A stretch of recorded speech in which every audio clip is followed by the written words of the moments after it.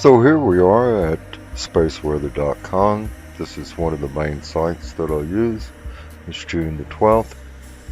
And solar eclipse photos. And this says the Devil's Sunrise. How interesting is that, right? So if you scroll down, you'll find out that we have 7 fireballs coming in this evening. And of course, this is the sun, planet Earth, and planet Earth is basically like a magnet to these meteors because they are made of metal, iron composition. So something told me to come here today. And if you look, you have 10 little distance. Well, you know what that is. So basically, a lunar distance is 238,803 miles. So do the math on that one. That did not catch my eye. Neither did this one. Okay. Neither did this one. But what about this one? Okay. 0.6 lunar distance. This is the one we're going to look at. 2021 Lo2. And I'm not concerned about the rest of them.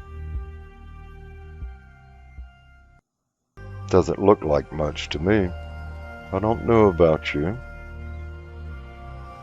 But it doesn't look like much to me. I'm concerned with this one, ladies and gentlemen, right here. 2021 Lo2.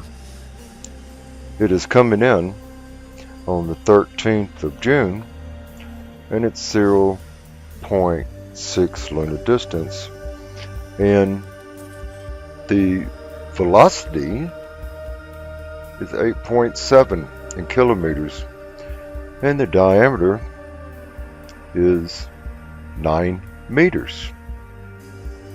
The lunar distance, as I stated, is 238,803 miles. And if you combine the center of the Earth to the outer crust, it's 3,958 miles. The center of the Moon to the outer cheese of the Moon is 1,079 miles. So you're looking at 5,037 miles. So if you take the 0.6 lunar distance, which is 143,312 miles, and subtract 5,037 miles, we are looking at this particular rock coming in approximately 138,275 miles. So I'm not very concerned, because it's the debris field I'm always concerned about. And being 9 meters, that's only 29 feet. So, as I stated before, anything between 20 and 25 feet will burn up in the atmosphere. Okay, so we're probably going to see it from a very, very long distance if you're in the right hemisphere, because basically they're not going to tell you in the northern and southern hemisphere when it's coming in. And if you're lucky and want to stay up all day, all night, you might be able to see it with your telescope if you have one. I'm not concerned about it, actually. I'm concerned about the debris field that can come in 2 days before its arrival on the 13th of June and 2 or 3 days after its arrival. So if you want to, you just click on right here and it takes you to the Jet Propulsion Laboratory, and we can look at the orbit diagram, shall we? So if you click on it, it will take you to Jet Propulsion Laboratories right here. Never a straight answer. Okay? And they classify this of course, as Apollo. Like I stated, a 30% increase this year dealing with the Apollos, and this is the identification number here. And you can click on the orbit diagram, which we're already here. It will give you the orbit elements, different areas you can go, close approach data. And normally what I do is I'll go to 1 hour and I'll back it up. That way we can see and talk about this particular rock. And then I'll click on to the big screen. So here we are, and we're going to look at the orbit diagram. I'm going to zoom in a little bit.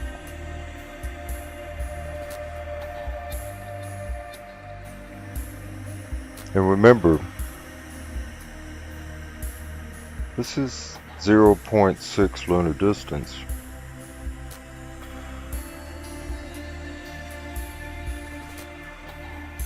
Now, before we get started, I want to back this up for a moment. Go back to the original. I want to show you something. In case, I encourage you all to get involved in this. Do not grab this program and start jerking on it and moving around, because if you do, you're going to interfere with the original orbit diagram. What I like is to grab it right here and stay in the middle, and then you can see the plane of the ecliptic. These lines is the ecliptic here. Okay. These are your indication lines. This is the end ecliptic. So it's coming down in an angle to the ecliptic. I call it the plane. Most people call it that. If you want to use the correct term, it's the ecliptic. And you can bring it up like that. Okay. And it will show you that it's in a downward pattern. Okay. So we're going to bring it in, and let's see what this potential rock has. I'm not concerned about it. I really wanted to come on here because I miss being on Deep Truth, Deep Impact. Does that look like 0.6 lunar distance? No, it doesn't. That's planet Earth, okay?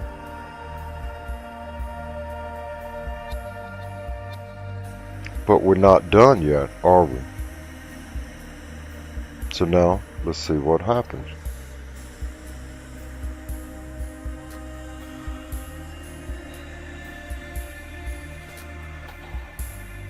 Now it's going back out.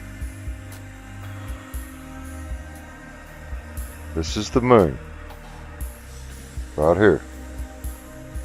This is Earth, 243,000 miles approximately. So, I believe they messed up. I believe it's not. And let me show you why.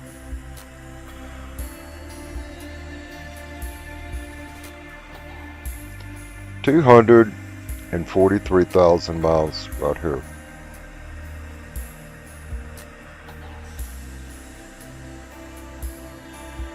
Does that look like 140,000 miles? 138,000 actually. Does it look like it? No, it does not. So what I'm going to do, I'm going to start it all over, and I'm not going to touch it, because if you touch this and start playing with it and jerk it around, which I did not, okay,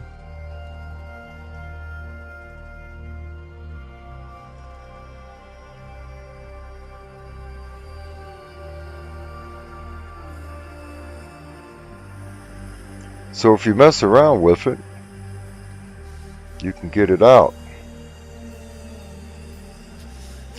That is not 0.6 lunar distance. Okay? 0.5 is right here.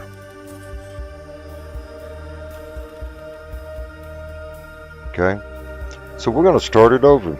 And I'm not going to touch it. Okay?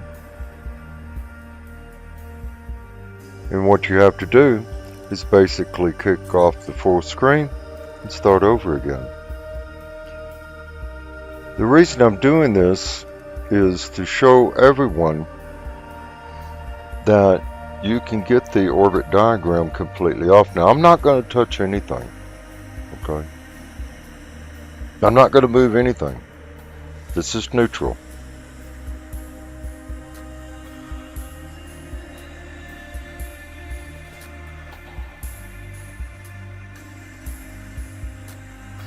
And one of the reasons I wanted to do this evening, this is the first one that's coming in a little close.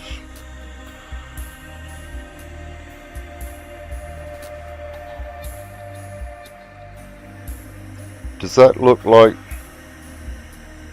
0.6? Okay, from here to here. So what we're going to do, we're going to move it and see what it looks like from the bottom.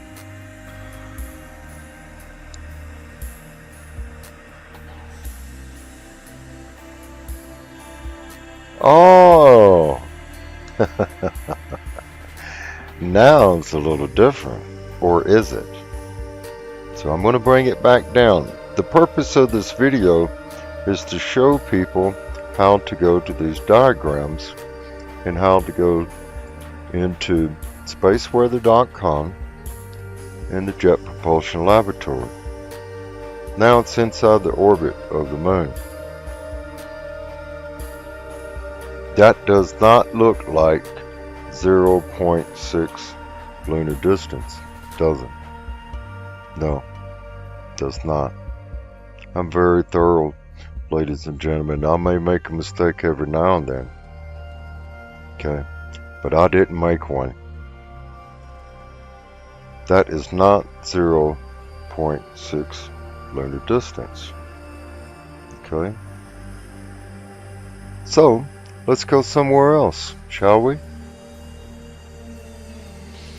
I have a special treat for you and me, because, you know, the main channel is Earth Changes channel, ladies and gentlemen. But lately, I've been putting up a lot of information over there. And I love to come over here, hang out with everyone, just be cool, and just chill out and look at the rocks. It's really, you know, it's so different on Deep Truth, Deep Impact, because to me, these are the people that are trying to understand every aspect of these timelines that are taking place, and there's no trolls over here, are there? And everyone is so wonderful and positive. And, you know, sometimes, you know, Jim needs a break too, okay? And you need a break too. And that's okay. I wish I could just do music videos, actually. So we're going to look at some big rocks. We're going to look at some big rocks that are coming. And when I heard about this back in the day, they said 2028. Then they changed it and said, you know, it's not going to hit the Earth. And then they changed it and said it's going to come between Earth's satellites and the Earth's crust. And then they changed it and said, well, when it slides around the Earth and slides around the sun, the Earth's gravity is going to pull it in, and it's going to collide with the Earth in 2022. And then they changed it to 2023, and it's never a straight answer. And I find it very funny, because I'm not going to be here to watch the big one. So I'm not going to talk, ladies and gentlemen. I'm not going to do the audio, okay? Because I'm extremely tired, I'm exhausted, and I already did a video that's going to come up this Saturday. And I got a spiritual message for Sunday. And I've been working a lot, and my back is killing me, and I'm extremely tired. but I would make a small comment at the end. I hope you watch this and enjoy it. It's only a few minutes and maybe you'll get something out of it. Okay? I'll see you in a few minutes.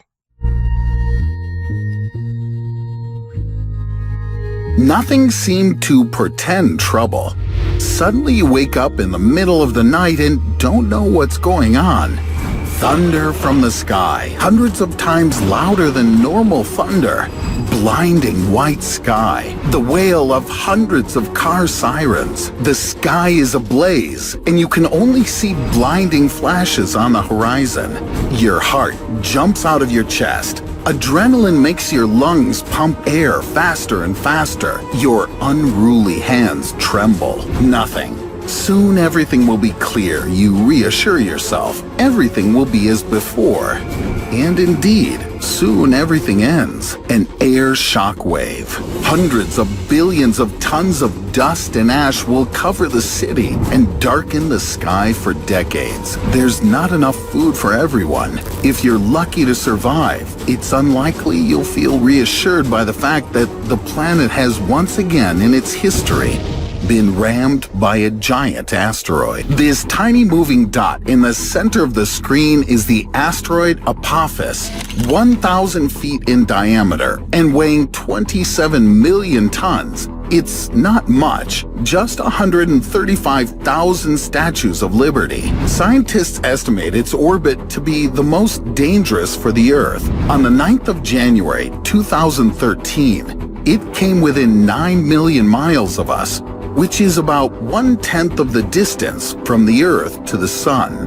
Well, that time it flew past us. Scientists say that when it returns in 2029 and 2036, our planet will also not be in danger. But here's a small surprise. In its last approach, it was suddenly we can't determine even such physical dimensions of this potential destroyer of humanity. The energy of its potential collision with our planet is estimated by NASA experts to be more than 500 megatons. This is the energy of 25,000 plutonium bombs detonated over Nagasaki in 1945. But at the same time, the 300-meter Apophis is just a small grain of sand compared to the real giants.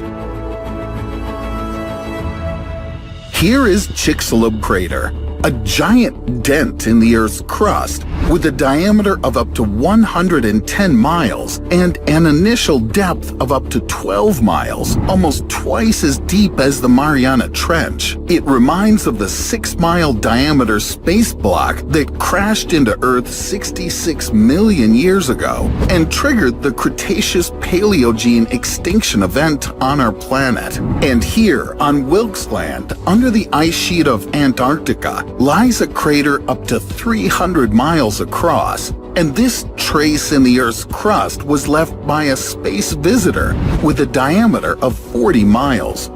And if giant metal and stone aliens from outer space have periodically visited us in the past, you can be sure that another catastrophe will only be a matter of time.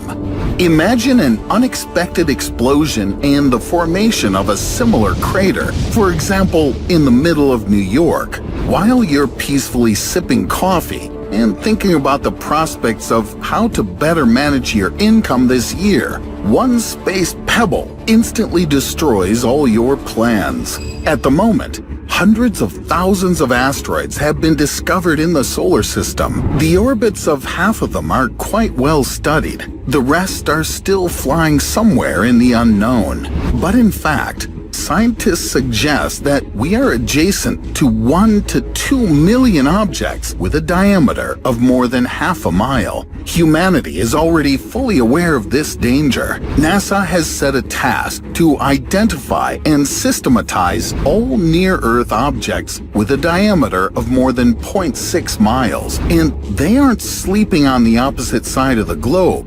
Since 2016 in Russia, a telescope has been working to detect dangerous celestial bodies. It's able to identify a deadly threat at a distance of up to 100 million miles, which means that humanity would have at least a month to figure out how to save itself.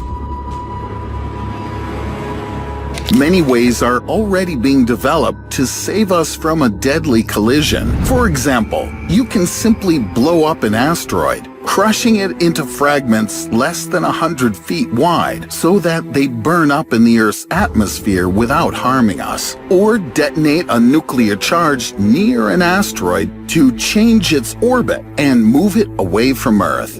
A gravitational tug, a solar sail, an electromagnetic catapult. Just the list of potential methods of saving humanity conjures respect for their developers. And of course, all these methods work if you detect a potential threat 2 or 5 years in advance. These dates are a potential threat 2 or 5 years in advance. These dates are quite possible for asteroids of gigantic sizes, but what do you say about a small, inconspicuous piece of metal or stone with a diameter of 150, 300, or 1,000 feet? Perhaps we would find out about its approach a week or even a few days before the collision, and the maximum that could be done would be to evacuate people from dangerous areas and put emergency services on alert. Perhaps such small cosmic bodies seem less dangerous to you, but there's more to it. In 1908, the explosion of the Tunguska meteorite, with a diameter of about 230 feet, knocked down taiga trees across an area of 800 square miles, and it was 6 times lighter than the asteroid Apophis. At the same time, the Tunguska meteorite didn't leave a crater, which means that it didn't even crash into the Earth's surface, but exploded at an altitude of 6 to 7 miles. Nevertheless, the power of that explosion is estimated to be more than 20 megatons in TNT equivalent, which is comparable to the most powerful modern thermonuclear bombs. At that time, we were lucky that this cataclysm occurred far from populated areas. But you don't need to be a scientist to know there are fewer and fewer uninhabited places on Earth, and the population density of the planet is constantly increasing. And next time, you and I will have a hard time counting on such luck. However, humanity may be interested in such massive objects, and oddly enough, the closer they are, the better. The fact is that now scientists are actively developing a theory of the industrial development of asteroids. Various minerals found in their rocks can serve as a source of iron, nickel, and titanium. In the process of further exploration of the space of the solar system, humanity will simply need to learn how to use space resources. On some asteroids, it's possible to obtain water and oxygen to support life on space bases, or to produce hydrogen, which is fuel for engines. Reserves of platinum and cobalt will also make asteroids attractive for human exploration. In 1997, only one small asteroid, 1 mile in diameter, contained various metals worth $20 trillion. And the largest known metal asteroid, Psyche, contains reserves of iron-nickel ore, which are 100,000 times greater than the reserves in the Earth's crust. Industrial development of one such asteroid could provide for the needs of humanity for millions of years to come. In fact, all the gold, cobalt, iron, manganese, molybdenum, nickel, platinum, iridium, and many other heavy elements that we mine in the Earth's crust are traces of asteroids that fell to the Earth about 4 billion years ago, when during a heavy meteor bombardment, a huge amount of asteroid material fell on the planet. So, if you think about it, We should be at least a little grateful to our space neighbors, even if they're sometimes not very friendly. But what if a cosmic body crashes into the moon? Unlike our planet, it doesn't have a protective atmospheric layer and is much more vulnerable to being hit. I recently considered a hypothetical situation. What if a tiny golf ball hit it at close to the speed of light? If you haven't seen it, click the video on the screen and If you haven't seen it, click the video on the screen. So now it's not going to be here till 2036. You know, it never ceases to amaze me that never a straight answer. They're going to protect us, ladies and gentlemen. You remember all the trillions and trillions of dollars that they spent on technology, right? You remember that one. Well, click the video on the screen. Which one am I talking about? I'm talking about this one right here. Click the video on the screen. Because it's never a straight answer. And NASA says they cannot defend Earth from the rocks. Isn't that kind of funny? I think it's really hilarious with all the, weapons. What is it called? The rods of God, and then the scalar and technology from the satellites and the particle beams. And what about the secret space programs? But they cannot protect us from the rocks. 847 views. The way I see it is go back to work and pay your taxes so they can build some more underground facilities. And I'm wondering why. Don't you? I mean, really, isn't it hilarious that they're building these facilities, hollowing out granite rock, knowing that, crust displacement's going to take place with the magnetic reversal?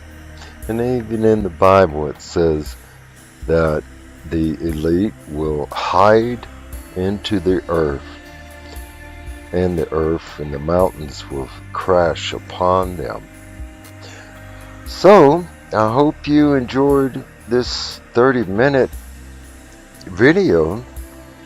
Don't worry, ladies and gentlemen, everything's going to be just fine. And I'm not going to be here in 2028, and neither are you. We're not going to be here in 2036, are we? Be safe, everyone. Continue in prayer, be strong, and thank you all for your prayers and your love. And I enjoy coming over here to Deep Truth, Deep Impact. Thank you for being yourselves. God bless always. And remember, you have always been loved, and you will always be loved.